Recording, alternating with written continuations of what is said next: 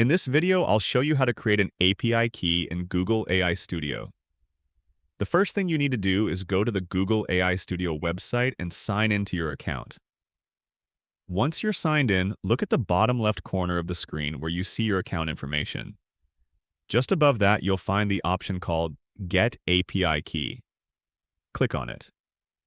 On the API key page, you'll see any keys you have already created. If you don't have one yet, click the button in the top right corner that says Create API Key. Next, type a name for your key.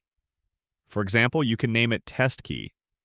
Then choose whether you want to import it from an existing cloud project or create a new project. I'll select Create New Project. After that, give your new project a name, for example, Test 1, and click Create Project. Once your project is created, click on Create Key. Your new API key will be generated. You can copy it by clicking the small copy icon next to it, or open it to view more details such as the project name and the full key value. If you ever need to delete it, you can do that by clicking Delete Key. And that's it. You've successfully created and managed your API key in Google AI Studio.